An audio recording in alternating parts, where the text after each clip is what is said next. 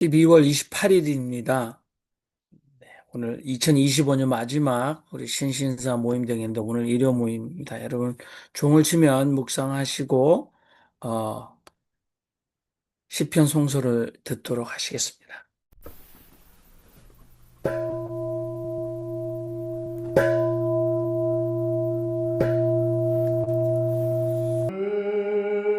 영광을 드러내고 장공은 그의 솜씨 온누리에 알려주네. 낮은 낮에게 말씀을 전해주고 밤은 밤에게 지식을 알려주네. 그 이야기 그 말소리 아무 소리 안 들려도 그 소리 그 말씀 땅 끝까지 번져가네. 해에겐 하나님이 하늘전 맞춰주시니 신랑처럼 기뻐하고 용사처럼 뜨거워라. 전남방언 마가복음 6장 30절. 옳제 그 정도면 충분하지 싶어 제자들에게 몽졸이 푸른 초원 우게 안 그라 하셨제. 군중이 떼거리로 안 걷는디 100명씩 50명씩 수두룩 뻑적 팔에 걸치더란께. 예수께서 하늘을 우러러 몸시로 축사를 하시더만 보리떡 5개와 물꾀기 2마리를 떼어 논아주기 시작했제. 원매 이것이 뭔 일이라여. 몽신 짜거나 볼게 배불리 먹고도 남은 떡 조각이랑 물개기를 줘 몽게 12광저리가 차고 넘치더마. 뺨 사따구니를 꼬집어 봐야 쓸 일이었지. 떡을 먹은 남정네만도 쎄 부렸는디 5,000명은 되겠더마. 줄창 지내던 군중들을 집에 돌려보내는 사이 제자들을 건너편 벳사이다로 먼쯤 보내고 예수께서는 혼자 지셨는디 모다들 떠나보내고 기도를 하러 산 깔끔하까지 올라가셨지. 해dum참에 어둑한데 배가 호수 한가운데 섰고 예수는 혼자서 육지에 남겨지셨지. 문득 몰개바람이 달게 들자 배가 어칠비칠거리고 제자들이 서투르게 노젓는 것을 보셨던갑소. 새벽 4시쯤 예수께서 물 우개로 걸어오시는 뒤 하도 잽싸서 그들을 지나쳐 갈 뻔했지. 제자들이 예수께서 물 위를 뛰댕기는 걸 또록또록 보고 구신인가 놀라 비명을 질렀지. 그들이 예수를 보던마 덜컥 겁을 묵은 것이지. 예수께서 제자들을 넘게다 보등만 요래 말씀하셨지. 집이들 보러 온 것이니 놀라지들 마시오. 겁묵지들 말고 안심하시라. 배에 올라타서 다가오니 그제사 몰개바람이 그치등마. 제자들이 예수 따물로 소름이 돋게 놀랐지. 모냐치게 떡을 논아서 묵던 기적도 아적가장 깨닫지를 못했고 또 그럴만도 한 것이 매미 거식이 겁나게 무심상하고 무디어 있었기 때문이지. 그들은 호수를 건너 겟네사렛 육지에다 너룻배를 정박했지. 배에서 성큼 내리자 주민들이 예수를 단박에 알아보고 반기더마. 근처 동네들을 뛰댕기면서 빙자들을 요에 눕혀 데리고 와 예수가 지신다는 장터에다가 부려놓았지. 한 핀짝 저부장한 동네나 도회지나 농어촌 총구석이나 어디랄 데 없이 예수께서 방문하시면 옷자락이라도 한때기 만져볼까 볼강길이고 간청들을 했지. 또 손바닥을 댄 채로 기도를 받은 사람은 몽졸이 개안하게 나섰다던마. 오늘 본문은 30절부터 5천 명을 먹이시다. 그리고 물 위를 걸으시다. 게네사렛에서 병자들을 낫게 하시다. 세 가지 이야기입니다. 네, 6장 전반부도 괜찮지만 후반부를 집중해서 여러분들이 생각하시는 중요한 의미를 나눠주시기 바랍니다.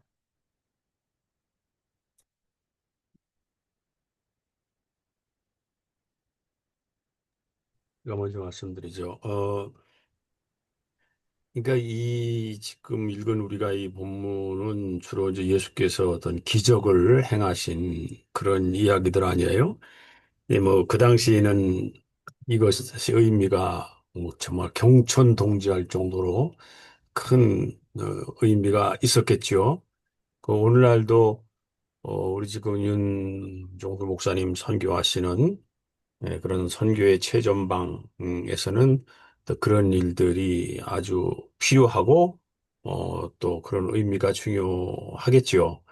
그러나 이게 이런 이 뭐 선진국이라든지 이런 사회, 우리 한국만 해도 이제 그 예수가 뭐 기적을 일으키셨다. 뭐 그거 가지고서 뭐, 어, 쉽게 얘기해서 사람들 뭐 마음을 움직이고 뭐 그런 시대는 아니거든요. 그런 건 별 의미가 없고 그건 뭐 어떤 종교든지 뭐 시작할 땐 그런 게 있는 법이니까 뭐 이 정도지. 그걸로 뭐 예수를 뭐 하나님 아들 어쩌고 저쩌고 하는 거는 씨알이 안 먹히는 얘기고 여기서는 그렇다면은 이 성서의 의미가 무엇일까라고 저는 생각을 해봅니다. 성서를 이해하는 그 지평을 좀 넓혀야 되지 않겠나. 단순한 기적 서사가 아니고 예를 들어서 오병이어의 얘기 같은 경우는 어떻게 해서 그때에 그 5천 명이 함께 먹을 수가 있었을까? 이 다양한 해석들이 있잖아요. 왜 뭐 누가 가져왔던 것을 어떤 아이가 뭐 가졌던 걸 다 내놓기 시작했더니 뭐 이렇게 됐더라 뭐 그런 얘기도 있고 그리고 예수가 항상 어렵고 그 당시에 다른 해결의 방법이 없는 절박한 사람들 속에 나타나서 뭐 함께 하셨다. 뭐 이렇게 해석할 수도 있고 여러 가지 해석이 있을 수 있을 거예요. 다만 이것을 단순한 기적으로만 생각을 한다면 그건 지금 더 이상 씨알이 안 먹히는 그런 거 가지고서 뭐 예수 전하고 그런 시대는 아니고 그렇지 그거 안 먹히는 그런 저기도 많이 있을 것이다. 물론 뭐 그게 꼭 필요한 데도 있지만 저는 그런 해석이 됩니다. 네. 감사합니다. 또 다른 분들도 편히 말씀하십시오. 저는 그 복음이란 것은, 아, 배가 고픈 사람들이 어디로 가면, 공짜로 먹을 수 있다. 이게 배고픈 사람들에게 복음이 아니겠는가. 지금 굶어서, 예, 인생의 가장 서러운 고통, 배고픔의 문제, 그걸 어디 가면 공짜로 해결해 준다. 그게 가장 다급한데 그 사람들에게 당신은 다리를 가졌으니 뛸 수 있다. 또는 눈을 가졌으니 장애가 아니고 볼 수 있다. 이렇게 말하는 게 그 사람들에게 복음이겠는가. 배고픈 사람에게는 굶주린 배를 채워주게 하는 것이 복음이 아니겠는가 하는데 오늘 예수께서 지금 우리 지성수 목사님 말씀하셨듯이 기적적 측면보다는 굶주린 자의 필요를 채워주는 게 오늘 복음이다. 물론 그렇다고 먹는 빵 문제에 복음이 완전히 함몰되고 제한돼서 그것만이 복음이다라고 할 수는 없겠습니다만은 배고픈 자에게 다른 것을 주겠다고 계속 그것으로 위로를 받으라라고만 해오지 않았나 종교가 특히 기독교가 그런 생각도 말씀하시니까 듭니다. 그렇다면 오늘날 한국 교회는 이 한국에서의 빈곤의 문제 그걸 꼭 목사가 아니더라도 교회가 아니더라도 어, 그것을 채워주는 정부 기관이 있다면 정부의 정책이 있다면 그들에겐 그것이 복음일 수 있을 것 같다는 생각이 듭니다. 자, 여러분 오병이어 이 부분은 마가복음에 기록되어 있지만 마태, 누가, 요한 모두 다 들어있는 예수님의 정체성이 아주 중요한 이야기인데 여러분 의견 있으시면 말씀하시면 좋겠고요. 또 다른 부분 말씀하셔도 좋습니다. 저 윤정수 그러니까 목사님. 제가 이렇게 들어보면 이게 배가 불러가지고 너무 간절함이 없어요. 먹을 거 일단 있으니까 그렇게 기도를 않는 거야. 지금 먹을 게 없고 지금 죽어가는데 그때 기도를 드리면 이거 살려주세요. 우리 죽어갑니다. 당신이 역사하지 않으면 우리는 희망이 없어요. 이제 이렇게 기도하면 이게 이제 믿음의 기도고 하늘이 움직이는데 아니 뭐 지금 먹을 게 있고 뭐 그렇게 뭐 별로 있어도 되고 없어도 되는데 그렇게 기도를 하니까 그 응답이 옵니까? 예? 응답이 와요?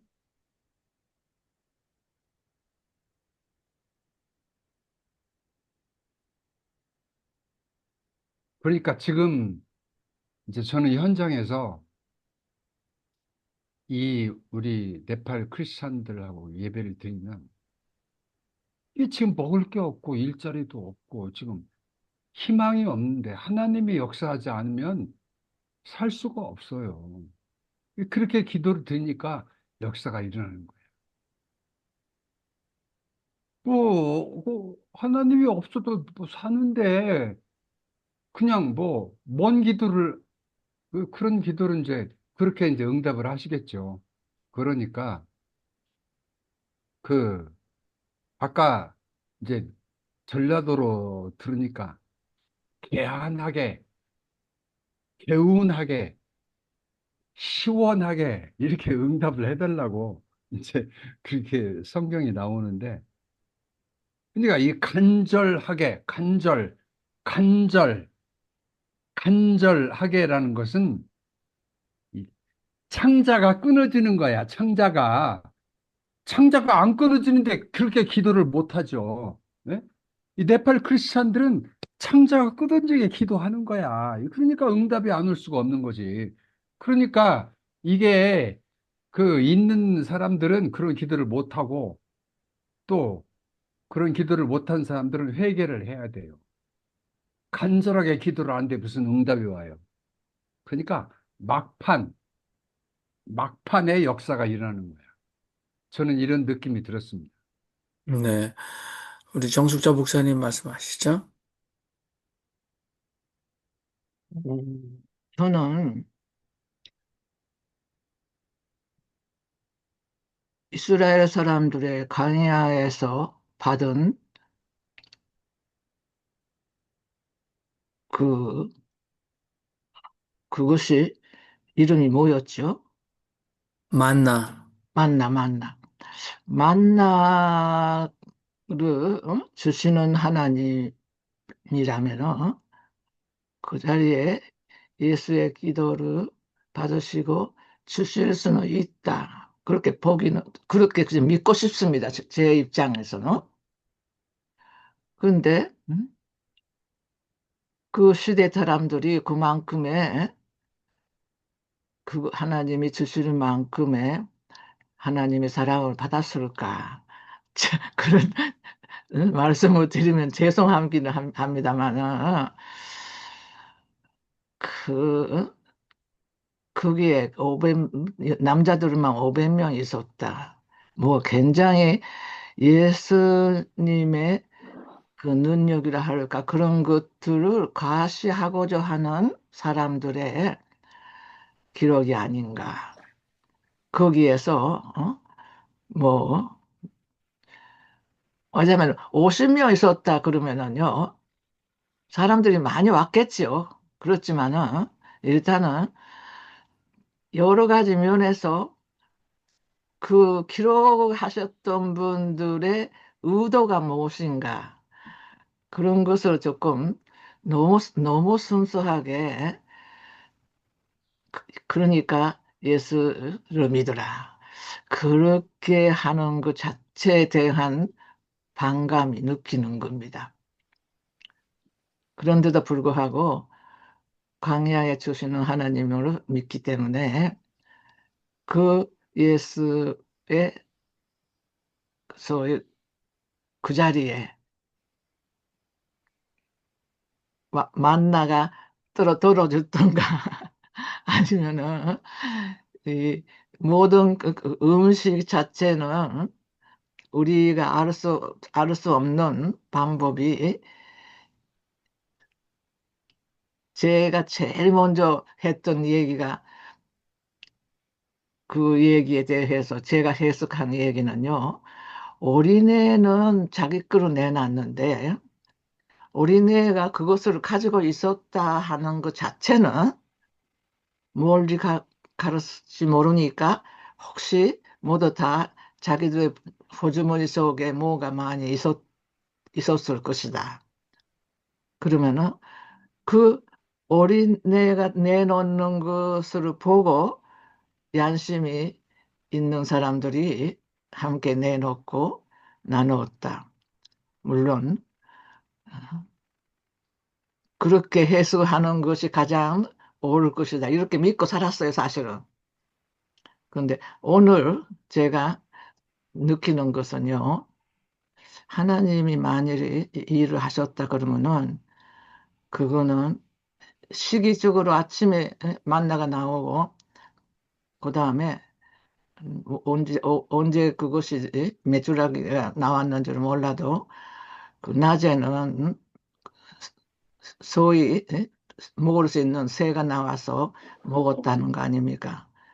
그래서 육식하고 단백질을 하고 탄수화물하고 그러니까 충분히 그 사람들이 40년으로요 먹고 살 수 있는 그런 얘기입니다. 그거는 아니다고 할 수도 없고 우리가 예수를 믿는 입장에서 그것으로요 우리의 현재 입장에서 해석을 어떻게 하느냐. 저는 그냥, 그냥 믿어야 한다고 생각합니다. 다른 거 네. 토로 타르지 말고. 네. 어, 저는 이제 말씀들 하시는 거 들어보니까, 어, 오늘날에도 여전히 배고픔의 문제가 있다면 기적이 일어날 수 있다. 그 기적은 나눔에 있지 않겠습니까? 그러니까 오늘날 굶주림의 문제는 탐욕 때문에 일어나는 건 분명합니다. 그렇죠? 어, 제가 기억하는 게 1984년도에 이미 200억 인구가 먹고 남을 식량을 이 지구는 생산했습니다. 그때는 60억 인구도 안 됐을 텐데. 그런데 인류 3분의 1은 여전히 이 21세기 2025년에도 배고픔의 문제가 해결되지 않은 미국에서는 아마 요리되는 음식의 5분의 1은 다 밥을 5인분 하면 1인분은 반드시 쓰레기통에 버려집니다. 저는 교회가 아니더라도 아무튼 나눌 만한 사람이 나누기만 하면 오늘날도 기적이 일어나지 않을까. 그래서 안병무 선생님은 주기도문에 오늘날 우리에게 일용할 양식을 주옵시고라는 기도는 가식적이다. 그래서 오늘날 우리에게 일용할 배고픔을 주시옵소서.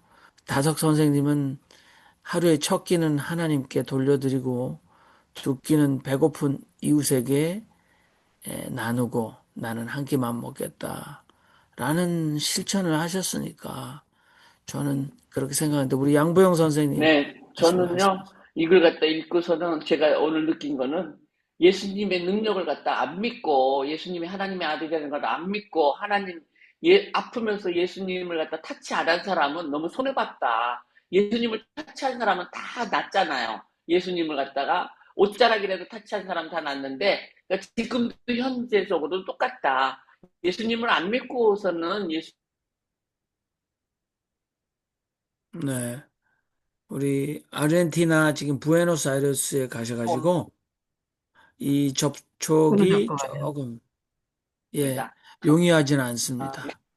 근데 안 돼. 말씀은 네 괜찮습니다. 그렇군요. 다시 여기 하셔야 돼. 와이파이가 왔다 조금 갔다 한 하는데 내가 또, 안 믿으면 안 손해다 들려요? 이렇게 말씀하셨어요. 네. 그래, 제가 저게 하나님의 능력을 안 믿으면 손해다. 전 장소를 옮겨봐야 되겠다. 하나님의 능력을 안 믿으면 손해다. 그렇게 저는 생각합니다. 그러면은 양보영 선생님 예수님 옷자락이라도 만지는 사람은 다 나음을 입었다라고 하면 오늘날 우리가 예수님의 옷자락을 만진다는 건 믿는 건가요? 근데 믿는 게 메시입니다. 이것도 믿는 걸 텐데, 아니, 근데 아니, 믿으면서 기적을 마음의 불안을 행하시는 없애는 거예요. 분이다라고, 불안을 없애면은 먼저 몸과 네, 마음을 다 없애주니까 알겠, 하나님이 내 일을 해결하신다. 그러니까 믿음으로 사는 거가 굉장히 중요하다. 내 일은 내가 해결하는 게 아니라 하나님이 해결하신다. 그렇게 하면서 하면은 마음이 편해져서 만사가 형통될 거라고 네, 믿습니다. 네, 네, 감사합니다. 좋습니다. 예, 그 양변 부분에서 선생님, 저도 그것은 찬성합니다. 양도 네, 선생님 하는 본인이 본인의 불안이 없어지면은요, 이미 하나님이 우리 안에 계시는 것이라고 믿는 것이 좋다고 저는 그렇게 생각합니다. 네. 네. 다른 분들 혹시나 오병이어 또는 배고픔, 나눔 또는 예수께서는 우리의 필요를 채워주시는 분이시다라는 신실한 믿음으로 우리 마음의 불안이 없어지기 시작하면서 궁극적으로는 하나님께서 우리의 삶의 문제를 해결해 주신다라는 믿음. 뭐 여기는 예수께서 그런 우리의 경외와 믿음의 대상이 아니다라고 하시는 분 한 분도 안 계실 텐데 여러분들 생각해 주시면 좋을 것 같고요. 저는 물 위로 걸으시다.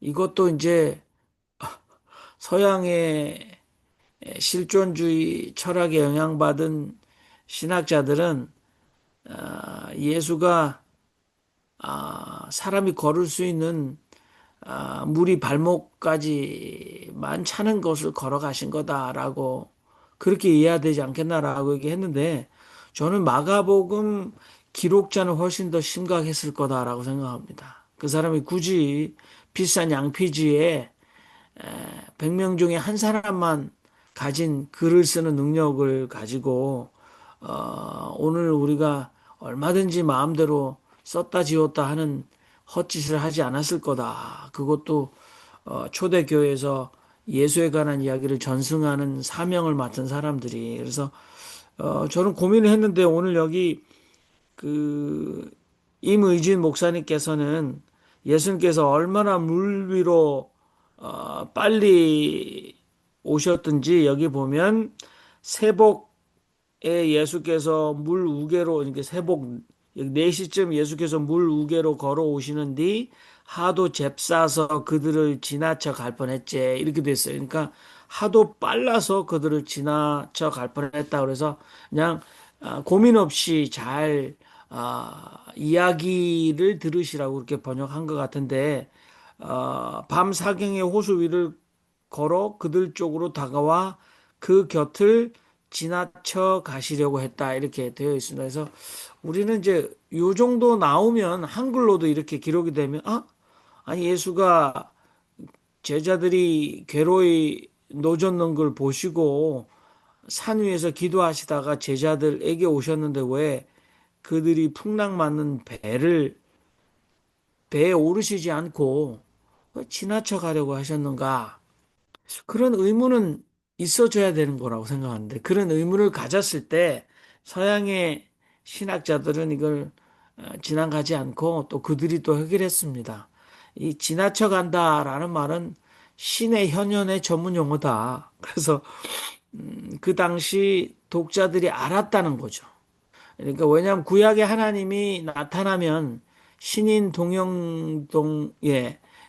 동영론처럼 하나님은 사람의 아들처럼 그래서 사람 모양을 하고 나타나셨다.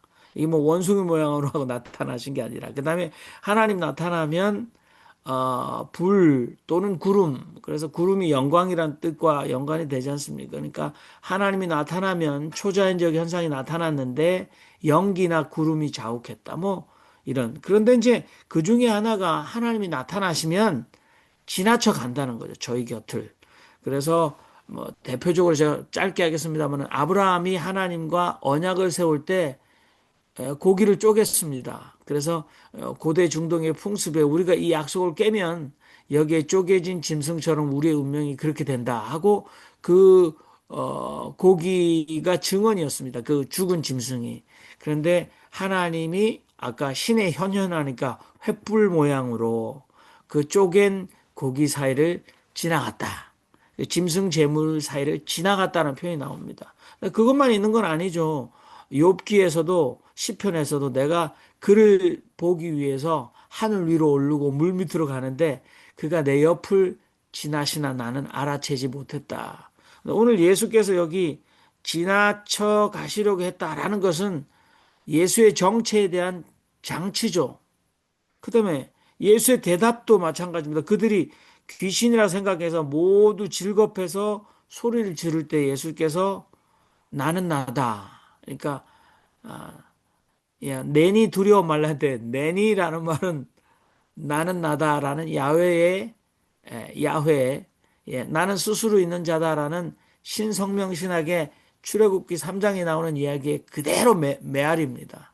그리고 두려워 말라라는 말도 여호수아에게 신이 나타나셔서 모세는 죽고 새로운 지도자 여호수아에게 너는 마음을 강하게 하고 담대히 하라. 그것에 메아리라는 거죠. 그러니까 세 가지 클루, 세 가지 장치를 이미 여기 넣어놔서 이 얘기를 읽는 사람은 또는 이 얘기를 듣는 사람은 깨달을진저. 그래서 예수는 신적 기원을 가지고 양보영 선생님 굉장히 좋아하셔야 되는데 지금 잘 듣고 계시는지 모르겠는데 예수는 이 마가복음을 기록한 사람은 오늘 21세기에 이것을 듣고 해석할 사람들을 위해서라기보다는 누구든지 이 글을 유대 전통이나 유대 문학에 익숙한 사람들은 세 가지 힌트를 숨겨 놓아서 물 위로 걸어가시는 예수님은 신이시다.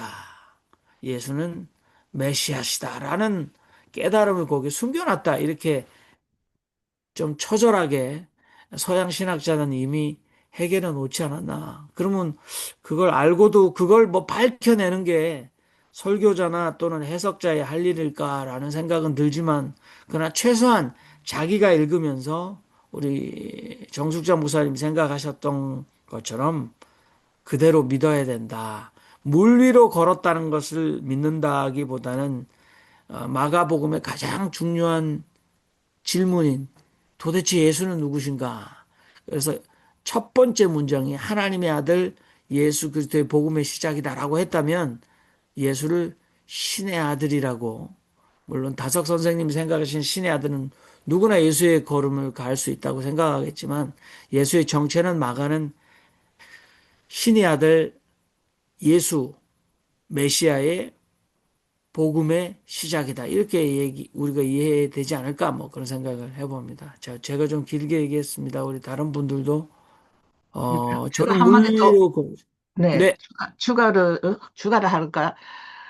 그 다른 복음서에서는요, 베드로가 예수님이 걸어오는 것을 보시고 자기도 걸어보겠다고 해서 물에 빠지지 않습니까?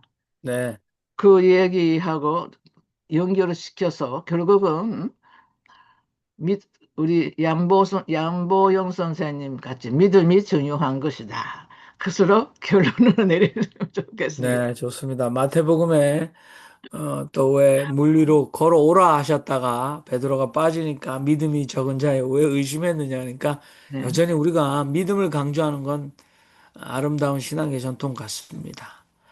여러분, 오늘은 예수님께서 5천 명을 먹이시다 물 위를 걸으시다. 그리고 게네사렛에서 병자를 고치시다. 그래서 예수님의 옷을 만지는 사람은 오늘 여기는 그렇지 않습니다만은 무슨 병이 걸렸든지 다 나았다. 그런데 오늘 예수님의 옷자락이라도 만지지 않은 사람은 자기만 손해다. 약값 들고 의사한테 가서 병원비 들고 그것도 없으면 자기만 안 낫고 있다. 뭐 이렇게 말씀하시는 거예요. 우리 양병 선생님 늘 강조하지만 네, 한 가지만, 저는 이제 한 양보영 가지 선생님께 한 가지만 네, 저는 추가를 해 드리고 싶어요.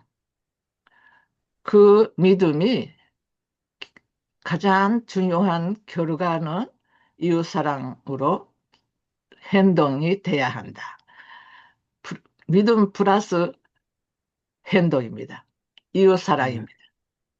은혜를 네. 은혜를 받고 어, 고침을 아직도 받지 못하고 옷자락도 만질 생각도 없는 예, 돈이 많아서 병원 가면 되는 사람들을 좀 불쌍히 여기셔서 양본생에서 맨날 매주마다 맨하탄에 나가서 아마 전도를 하시는 것 같습니다. 제가 한 가지 이제 굉장히 뭐 과학적으로 말씀하실 분도 계시지만 놀라운 게 하나 있어요. 사실 저희 애지중지하는 제 셋째 아담 같은 막내 그 강아지가 3년쯤 됐을 때 오른쪽 눈에 하얀 게 생겨서 병원에 가서 예, 수의사 중에서도 눈을 볼 수 있는 수의사까지 두 번이나 병원을 찾아가 봤더니 이게 이제, 이게 장애죠, 장애. 소위 말해서 birth defect라고 그래서 태어날 때부터 그래서 이거 노안도 아닌데 벌써 백내장이 왔다. 그래서 이제 알아봤더니 이게 단백질이었어요. 근데 그 단백질을 걷어내면 한국에서 백내장 수술 싹 단백질을 눈동자에서 걷어내면 되거든요.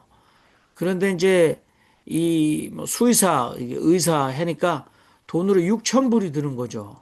한국 돈으로 600만 원 훨씬 넘는 돈이 들고 그래서 세컨 오피니언을 구해봤더니 예.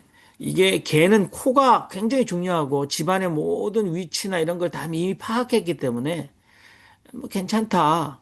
그리고 나이가 들으면 또 노안이 올 수 있다. 그런데 이제 이 요크셔 테리어 종이 이 백내장이 좀 잘 와요. 나이 들면. 근데 나이 들지도 않은데 눈이 한쪽이 이렇게 하얗게 된 거에서 미국 사람도 이렇게 개를 데리면 이쁘다 그러다가 얘 눈이 왜 이래요? 라고 바로 직접 대고 말하는 사람이 있어요. 그래서 참 예의가 없다.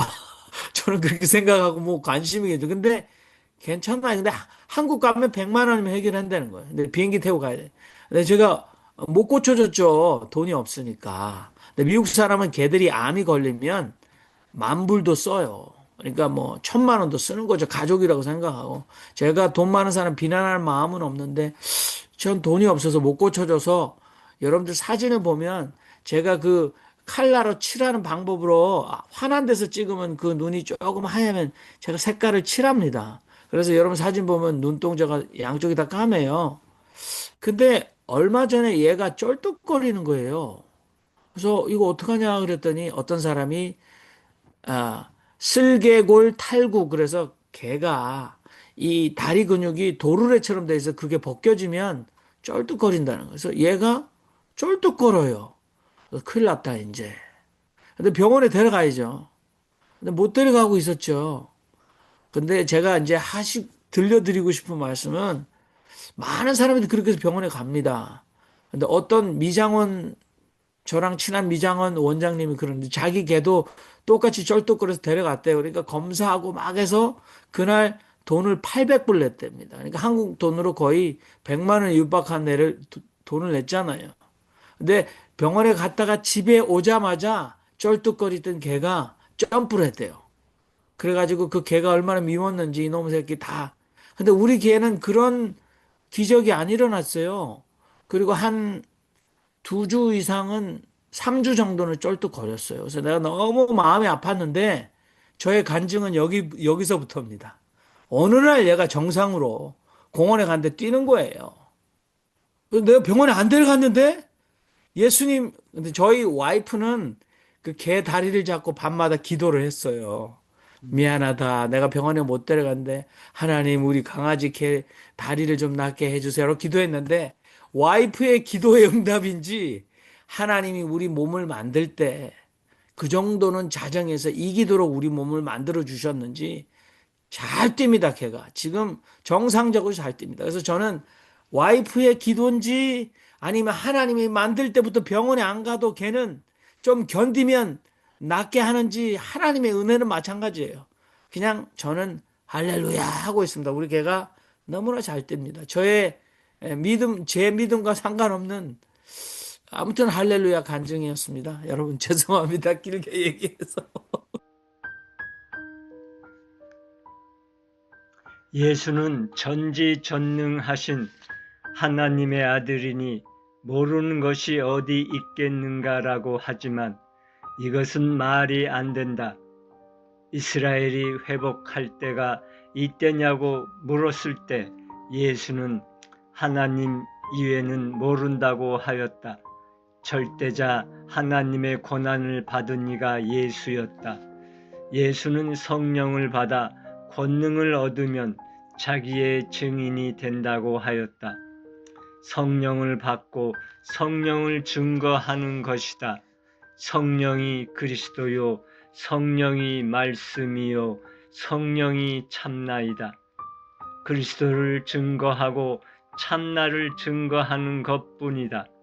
진리의 영을 받고 진리의 나로 몸나에서 자유함을, 죽음에서조차 자유함을 보여주는 것이다. 우리가 성령을 받는 것은 영원한 생명을 얻기 위해서이다. 영원한 생명이란 성령으로 하나님의 아들이 되는 것이다. 우리는 누가복음 15장의 탕자처럼 아버지께로 돌아가는 것이다.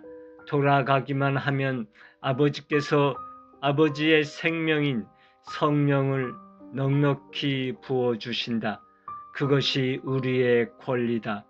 우리가 만물의 영장으로서 우리의 정신을 깨치고 나서면 그때 하나님의 생명인 성령을 받는다. 오늘 저는 제목을 영원한 생명이란 이렇게 했는데 우리 김성원 선생님께서 먼저 다섯거록에 대해서 말씀해 주시죠. 네, 반갑습니다. 지난주에 참석을 못해서 지난주에는 우리 윤정현 신부님 50년 만에 무죄 축하가 있어가지고 거기에 참석해서 같이 마음의 축하를 보내드리느라고 참석을 못했습니다. 네, 오늘 다성님의 저는 이 구절을 보고 성경 한 권을 다 읽는 그런 기분이에요. 오늘 마가는 예수님을 얼마나 존경하고 사모했는지 아마 신격화를 시키지 않았나. 예수님 옷자락만 만져도 구원을 받는다는 이러한 생각을 하셨으니 이것이 어떻게 다르게 보면은 굉장히 왜곡되고 이질적으로 받아들일 수도 있다고 생각돼요. 왜냐하면은 우리가 아는 동학에서도 동학 사상이 굉장히 심오한데 동학에서도 그 내용에 보면은 부적을 태워서 물로 마시면은 병이 다 낫는다는 얘기가 있어요. 동학에. 아마도 저는 화성님이 동학 전체를 다 싫어하진 않았지만은 아마 그런 면에서 동학을 계속 자주 언급을 안 하신 게 아닌가라는 생각이 들어요.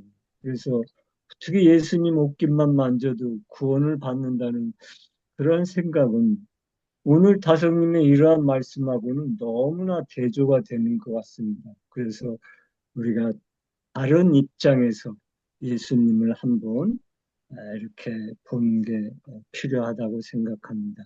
그러니까 다성님이 초지일관 말씀하시는 것은 우리는 어떻게 세상적인 물질적인 어떤 그런 것을 하나님께 바라는 게 아니라 오직 하나님께는 우리가 성령으로 얼로 함께 할 수 있도록 성령만을 구하라는 말씀을 늘 하시죠. 진리만을 구하고 찾고. 그러니까 그런 면에서 조금 이제 좀 어떻게 보는 관점이 신앙관이 다르지 않나 이제 이런 생각이 듭니다. 그러니까 다솜님은 일단 예수님을 하나님이라고 보는 사람들은 이 다솜님의 이런 말씀이 또 이해가 안 갈 수 있죠. 예수님이 모르는 게 없어야 되잖아요. 하나님이면. 그렇지만 분명히 다솜님은 성경으로 해서 예수님도 전능한 게 아니라 모르는 것이 있다. 이스라엘을 회복할 때가 언제냐고 할 때 모른다는 말씀을 하셨기 때문에 다성님은 그러한 성서를 근거로 해서 예수님도 모르는 것이 있다라는 말씀을 하신 거죠. 그러면서 모르는 것이 있어서 그럼 우리가 예수님을 믿지 않아야 되느냐, 이제 그런 얘기는 또 아니잖아요. 예수님이 하나님으로부터 성령을 받았기 때문에 또 하나님의 그러한 권능을 받았기 때문에 우리는 예수님을 믿음으로써 예수님과 같은 그러한 독생자의 삶을 우리도 살자는 것이 초지일관 이제 다섯님의 이제 뜻입니다. 그래서 저는 다섯사상이라는 것은 우리가 어떤 종교, 종파로부터의 해방감과 자유함을 주신 분이라고 저는 생각하기 때문에 더욱더 열심히 이제 한쪽으로 치우치지 않고 믿을 수가 있죠. 그리고 이제 다섯님이 또 가장 강조하는 것은 영원한 생명에 대한 말씀을 자주 하셨어요. 참 강조하셨어요. 우리가 다 같이 영원한 생명을 얻어서 영생의 삶을 살자는 것이 다성님의 아주 일관된 주장입니다. 그래서 다성님의 이제 주기도문에서는 아버지와 님께서 하나이 되사 늘 삶에 계신 것처럼 다성님은 영생을 우리말로 늘 삶이라고 했어요. 늘 삶에 계신 것처럼 우리도 하나이 되사 우리도 아바와 하나 되는 성언을 가지고 참 늘 삶에 들어갈 수 있도록 허락해 주십시오. 이게 다성님의 주기도문의 핵심입니다. 우리도 예수님이 늘 삶, 영생을 얻은 것처럼 우리도 하나님과 하나 될 수 있는 참 늘 삶을 살자는 것이죠. 아주 놀라운 이야기입니다. 이 두 가지만 우리가 오늘 깊이 깨닫고 그럼 어떻게 우리가 그러한 길을 함께 갈 수 있는가에 대한 생각을 해도 우리의 오늘의 의식의 세계는 굉장히 높아질 거라고 생각합니다. 그리고 이제 마지막으로 우리가 이제 탕자처럼 아버지께 돌아가면은 아버지께서는 이제 아버지의 생명인 성령을 넉넉히 부어주신다. 그것이 우리의 권리다. 우리는 의무만 있는 게 아니라 우리가 찾아야 될 권리가 있는데 이러한 권리 행사를 하는 사람이 아주 귀하지요. 그래서 다성님의 우리의 권리라는 것은 우리가 하나님께 성령을 넉넉히 받는 것이다. 그러니까 우리는 다 이 땅에 하나님이 나가라고 해서 이 세상에 나왔지만 우리는 탕자의 비유를 하셔서 결국은 우리가 이제 하나님께 돌아가자. 그래서 다섯님의 시에서 인생은 신 되는 길이니라 하고 다 이렇게 연관이 되는 것 같습니다. 이상입니다.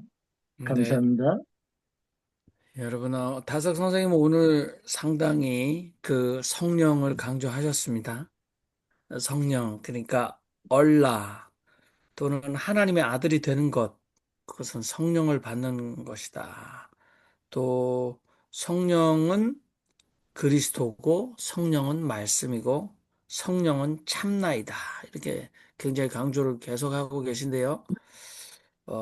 우리 김상재 목사님이 아주 삶 가운데 굉장히 중요하게 받아들이는 성령론입니다. 그게 본질적으로 모든 교회적 문제를 해결한다라고 김상재 목사님 지금 현장에서 목회 현장에서 아주 강조를 하고 계신데 늘 우리 윤정수 목사님도 마찬가지인 것 같습니다. 자, 윤정수 목사님 말씀하시죠. 그 김성재 목사님이 저기 안 나왔는데, 이게 이제 신앙관이라는 게 예수님을 믿는다고 이게 구원을 받는다 그러는데, 그 정광훈도 예수 믿고 나도 예수 믿는데, 그러면 이게 어떻게 다른가? 금방 이제 신앙관이라고 얘기를 하셨는데, 이게 너무, 이게 이제 어떻게 믿는가? 이게 다 받아들일 수 있는가? 예수 그리스도를 믿는다는 거하고 아는 거하고 따르는 거하고 어떻게 다른가? 이것을 우리가 지금의 이것을 제대로, 제대로 아, 지금 할 때가 됐다. 저는 그렇게 생각합니다. 믿는다는 거하고 따른다는 거하고. 그러니까 이제 다 받아들일 수 없는 거고, 그 신앙관을 정립을 해야 된다. 이제 그렇게 생각을 합니다.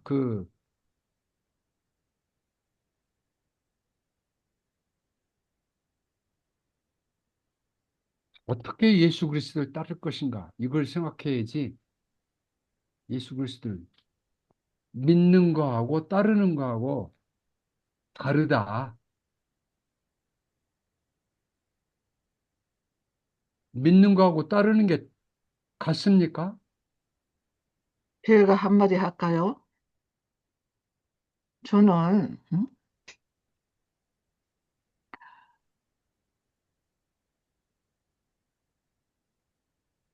그냥 무조건 믿는 것.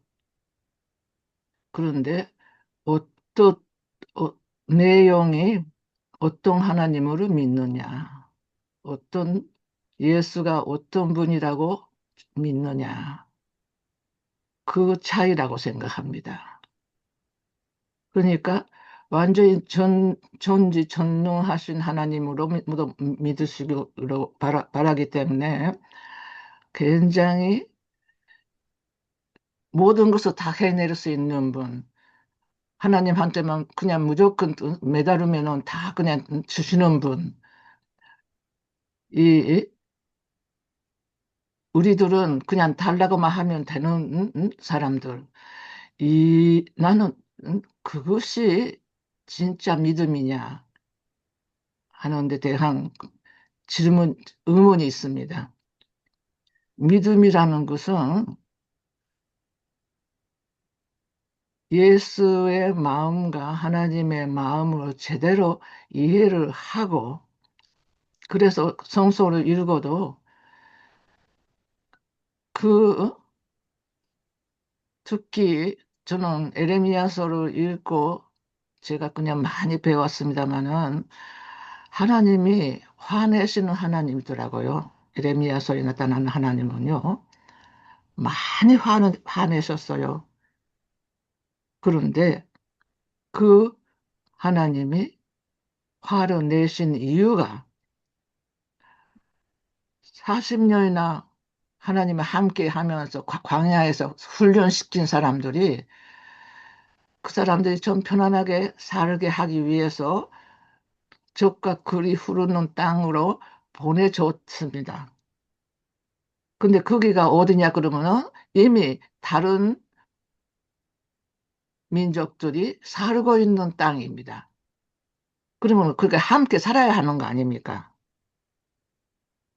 그런데 그 사람들도 함께 살 줄 모른다 할까요? 거부하고, 이쪽에서도 거기는 가야 하고, 그래서 정쟁같이 싸우면서 들어갔던 거 아닙니까? 그것이 진짜 하나님의 뜻일까? 저는 그거는 아니다. 하나님이 40년이나 광야에서 있게 하는 이유는 이 사람들이, 하나님은 다른 말로 한다면은 함께 이 세상에서는 모두가 다 다른 것은 당연한 것이기 때문에 다른 사람들이 서로 돕고 살아라.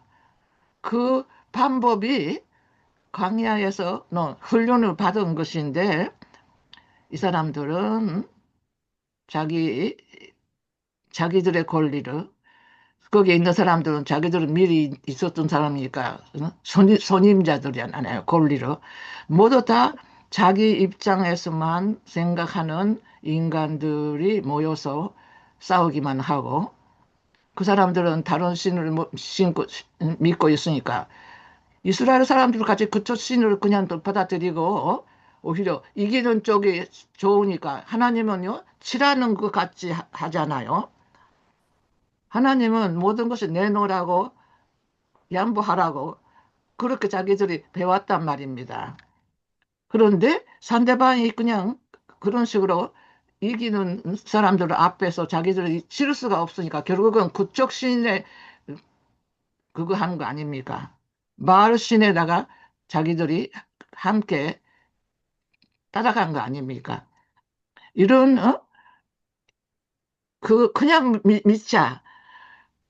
그런 식으로 생각하는 것보다는 진심으로 내용이 있는, 속이 있는 우리들의 왜 하나님을 우리가 모셔야 하는가, 막 가슴에 모실까, 하나님이 우리한테 들어오실까, 결국은 우리 스스로를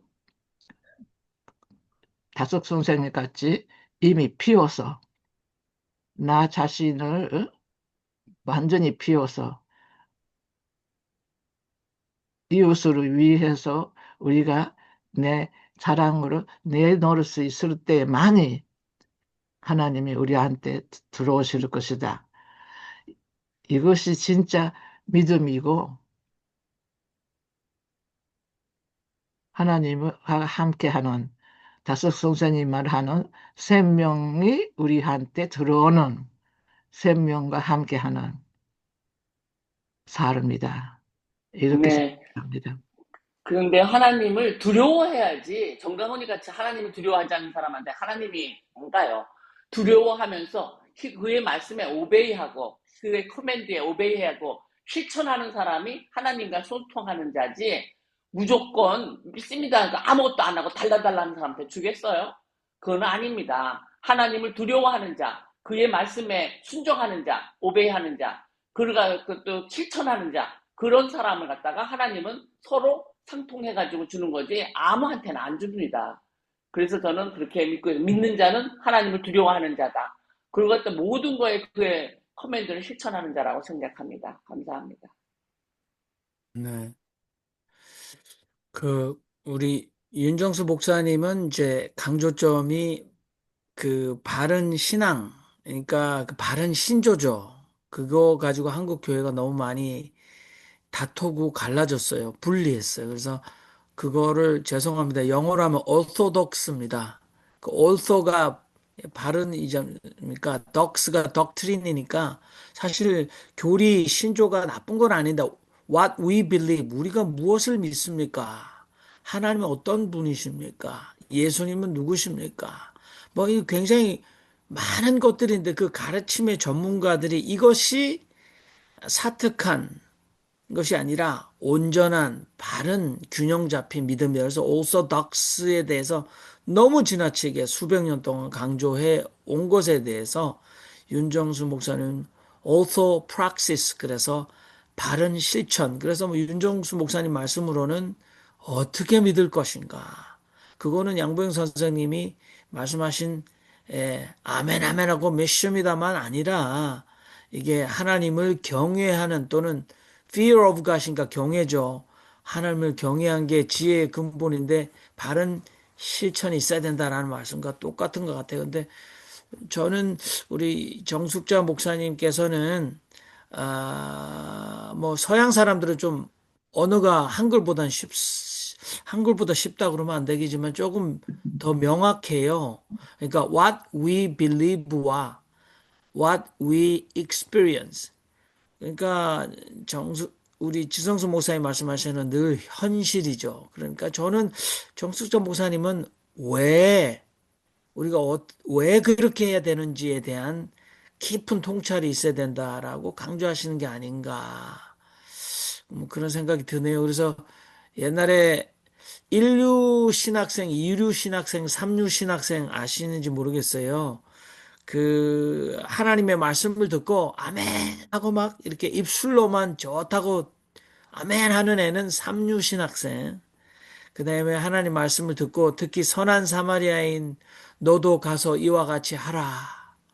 그러니까 그걸 듣고 how 그래서 어떻게 실천해야 되지? 나는 어떻게 하지? 요거 이류다.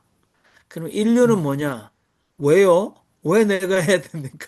이렇게 아니 너도 가서 이와 같이 하라. 이렇게 예수님 말씀하시는데 왜 저예요? 왜요? 하고 why라고 이게 이제 머리로만 싸우는 게 아니라 그만큼 근원적으로 근본적으로 질문할 수 있는 사람은 인류 신학생이다. 근데 우리가 다 신학생일 필요는 없지만 정숙자 목사님은 지금 예레미야서를 통해서 제가 듣기로는 왜 그렇게 했는가에 대해서 아까 말씀하셨죠?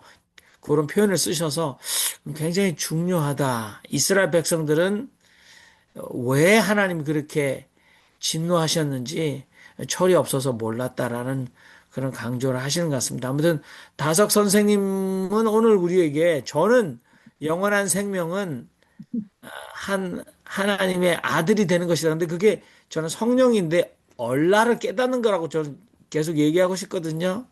예, 몸나를 버리고 얼라인 성령을 받는 거다 계속 얘기하는 그게 영원한 생명이다. 그럼 요한이 우리에게 영생은 이것이니 참 하나님과 그의 보내신 자를 아는 것이다. 이렇게 예수님 입에서 말씀하셨는데 다석 선생님은 영생은 이것이니 얼숨을 니들이 쉴 줄 알아야 된다. 엄마 뱃속에서는 양수 속에서 탯줄을 통해서 호흡과 예? 그다음에 영양을 받아서 니들이 생존했지 10달 동안. 그런데 딱 죽어서 나왔는데 궁뎅이 탁 때리니까 앵 하고 울다가 네가 코로 쉬었잖아. 이제는 얼숨을 쉬어야 돼. 이렇게 얘기하는데 그 강조 아닐까요? 다석 선생님 얼숨을 쉬어야 된다. 그건 성령이다. 이렇게 우리가 말씀해서 영원한 생명이란 영생은 이것이니 성령을 하나님의 하나님의 아들이 되는 것이다. 또는 하나님의 자녀가 되는 것이다. 이렇게 막 우리에게 강조하는데 제발 살아있을 때 몸나로 가지고 있을 때 제발 얼숨을 쉬어라. 죽고 나면 그 얼숨도 못한다 이것들아 이렇게 다석 선생님 말씀하시는 게 아닌가 그런데 그건 제가 좀 안타깝다. 다석 선생님 얼마나 안타까웠으면 그렇게 후려치셨을까 생각하는데 예, 오늘 목사들도 얼숨은 모시고 아직도 탯줄로 숨을 쉬면서 우리한테 자꾸 거듭나라고 얘기하는데 지도 거듭 안 나면서 남한테 자꾸 거듭나라 그러면 나겠습니까? 자, 우리 침묵하고 계신 지성수 목사님도 그러시고 또는 오늘 새벽에 저녁에 어디 갔다 오신 갤럭시 S24 선생님 처음 뵙는 건 아닌데 처음 뵙나요? 아무튼 선생님도 편안하게 아니, 말씀하실 수 있습니다. 서덕성 목사님. 죄송합니다. 예. 우리 지성수 목사님 말씀하시죠. 예, 아까 유 목사님이 믿음과 뭐 따름 이야기하셨잖아요. 정광훈이 얘기하셨는데 정광훈이도 열심히 예수를 따르고 있습니다. 그 방법대로 따르는 거죠. 그러니까 그거 믿음과 따름을 그, 구분한다는 게 참 쉽지 않은 것 같아요. 그렇기 때문에 예수를 어떻게 이해하느냐 하는 게 중요한 거죠. 그래서 이제 다섯의 얘기가 왜 소중하냐, 가치가 있냐면 다섯이 솔직히 저는 맨날 듣는 얘기가 그 얘기가 그 얘기인 것 같아요. 이렇게 하나 저렇게 하나. 그러나 그렇죠. 자꾸 자꾸 하나님을, 예수를 더 높게 이해할 수 있도록, 더 깊이 이해할 수 있도록 가르친다는, 그거 하나만 있지, 요 말을 이렇게 하고 저 말을 저렇게 하고 그게 그거 같아요, 맨날. 그러나 그것이 더 깊이 이해하도록 하는 것이다. 라고 생각해서 아주 크게 도움이 되고, 우리가 공부하는 거라고 생각합니다. 오늘 제가 경험을 하나 했는데요. 그 가까이 있는 교회를 한번 가봤어요. 오래간만에 시찰하는 마음으로. 우리 후배가 목회하는 교회인데, 교회가 규모가 굉장히 커요. 그래서 이제 미리 좀 갔는데, 에, 하여튼 완벽해요. 모든 게. 하여튼 서비스며 처음에 이제 하여튼 그 카페 같이 다 돼 있어서 미리 온 사람들은 차 마시고 얘기하고 뭐 이게 하여튼 뭐 완벽해요. 하여튼 서비스적이면서 품질이 완벽해요. 근데 나는 일찍 가서 뭐 좀 그 목사 보면 얘기하는데 저쪽에서 이제 뭐 사람들 오는지 보통 예배 보기 전에 한 30분 미리 그렇게 그 뭐라 그래? 접대? 뭐라 그러는 거예요? 제, 뭐제 미리 환영. 뭐 교제 하더라고요. 예배 시간에 딱 나타나는 게 아니라 아주 세련됐더라고요. 그건 신자들하고 얘기하고. 그래서 내가 방해될 것 같은 난 저쪽에서 쭈그리고 이제 앉아 있었는데 그러면서 지금 30분 전 시간이 있어서 교회를 쭉 이렇게 또 이렇게 봤어요. 왜냐면 가만히 있으면 자꾸 사람에서 뭐 인사하고 안적하고 그래서 뭐 써 있는 거 붙여 있는 거 이런 거 봤는데 보다가 내가 더 있으면 내가 시험 당하겠다. 그러고 그냥 나왔습니다. 왜냐?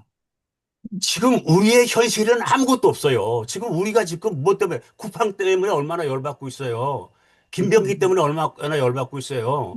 내란 문제 때문에 얼마나 저기 우리가 가끔 하고 있어요. 그런 건 아무것도 없어. 없고 그냥 구름 속의 얘기만 있는 거야. 아주 달콤한 그런 듯한 얘기만 있는 거야. 내가 여기 계속 앉아있다가 시험 받겠다 해서 그냥 나왔어요. 그러니까 하여튼 자기들이 그 개토, 기독교인들만의 개토 속에 갇혀 있잖아요. 교회라는 게. 그런 거 아니에요. 그건 아주 세련된 교회인데도. 그러니까 예수에 대한 이해가 그것밖에 안 되면 그렇게 살다 죽는 거지 뭐 별 수 있겠어. 그렇게 살다 죽어야지. 죽어서 보니까 천당이 없으면 손해봤네 그럴 거고. 예? 그러니까 결국 예수를 어떻게 이해하냐는 다석이 난 그게 도움이 되는 거라고 생각해요. 그래서 우리가 지금 이렇게 하는 거는 좀 더 잘 이해하기 위해서 하는 거 아니냐. 그렇게 생각합니다. 네, 좋습니다. 자, 우리 다섯 어록, 우리 선 목사님도 오늘 밤에 어디 걸어갔다가 실내로 들어오셔가지고 어느 분이 밤에, 저는 여기가 새벽이라 새벽에 걸으시나 그러는데 새벽이 아니라 한국은 밤인데 선 목사님도 말씀 마이크 켜시고 하셔도 좋고요. 자, 여러분 이제 우리 다섯 어록 마무리하겠습니다. 이거 읽고 또 읽고 또 읽고 또 해석하고 이것이 무엇일까 우리가 아, 깊게 고민하는데 우리 주성수 모사님은 그렇게 예 치열함이 있다. 다석 선생님 그렇게 도움이 된다고 말씀하셨습니다. 아, 그 김성훈 선생님이 한마디 그 듣고 네, 싶은데요. 김성 선생님 말씀하시죠. 제가 또요? 네, 아니요. 마무리해 주시기를 바랍니다. 그래요. 예, 진 목사님 이야기를 들으니까 또 공감이 되네요. 그러니까 다성님은 이 말, 저 말 이렇게 하셨지만은 가장 궁극적인 게, 그러니까 예수님의 나의 스승이라고, 나의 스승은 오직 예수님밖에 없다고 하셨잖아요. 그래서 그 예수님을 우상화가 아니라 가장 잘 예수님을 설명하신 분이 다성님 같아요. 그래서 예수님이 가장 강조한 게 아버지의 아들 독생자가 되자는 거잖아요. 우리도 같이 아버지가 그래서 내 안에 있고 내가 아버지 안에 있고 그런 것이 결국은 우리가 영생의 삶을 산다는 것이 곧 성령을 받아서 정 목사님이 얘기하신 대로 우리는 이제 얼씀을 쉬자는 것이죠. 그래서 궁극적으로는 우리는 신 되는 길을 지금 가는 거예요. 이걸 깊이 깨닫자는 거예요. 예수님도 아버지와 하나 되는 길을 가신 것처럼 우리도, 근데 우리는 감히 신이라는 얘기를 못했지만 다성님은 단호하게 인생은 신 되는 길이니라. 놀라운 얘기예요.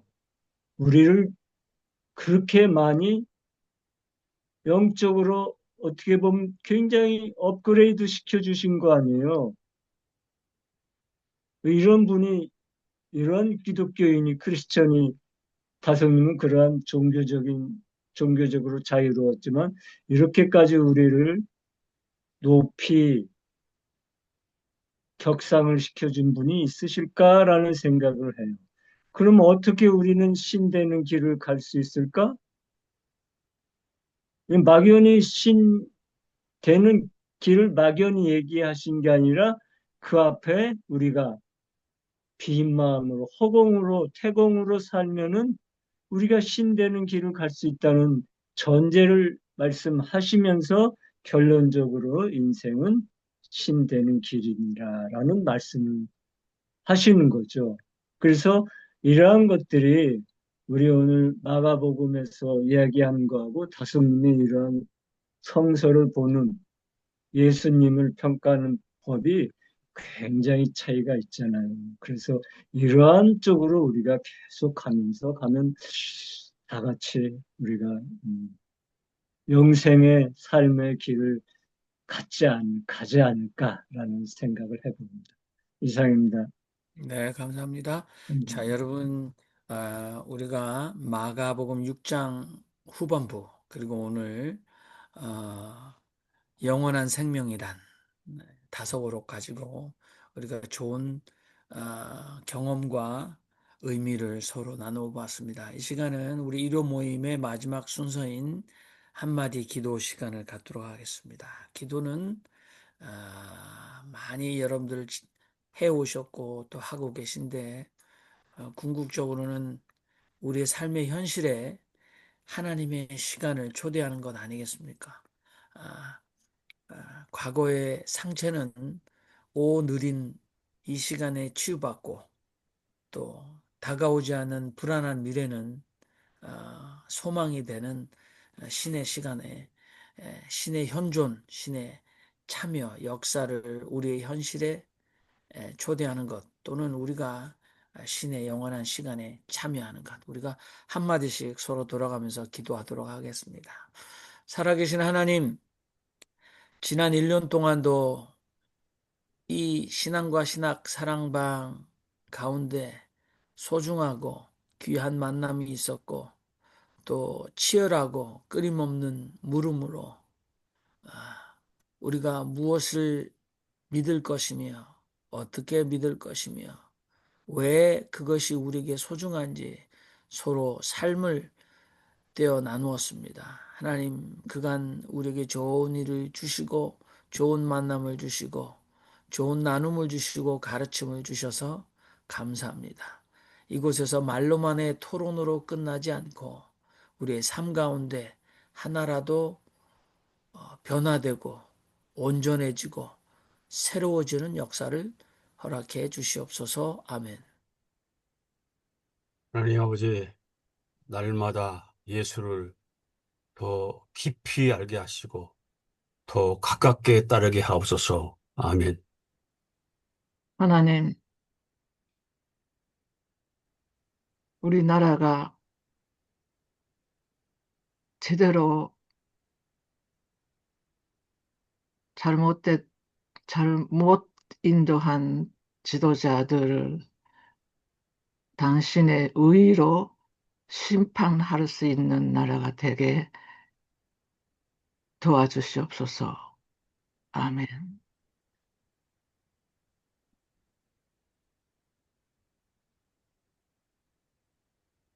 살아계신 하나님, 지난 한 해 동안 베풀어 주신 은혜에 감사하면서 새해에도 더욱더 열심으로 달려갈 수 있도록 우리에게 새 힘을 주시옵소서.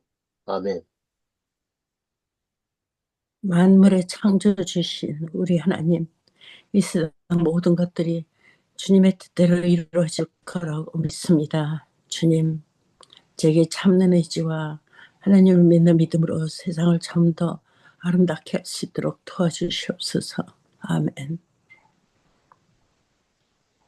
아버지 속에 내 속에 아버지가 계심을 좀 더 깊이 채워갈 수 있게 용기를 주시옵소서. 아멘. 하나님이 살아계시다는 것을 모든 사람들이 다 두려워하면서 경외하면서 살게 하여 주시옵시고 하나님의 뜻대로 모든 말씀에 순종하는 사람들이 될 수 있게 하여 주시옵소서. 감사합니다. 아멘.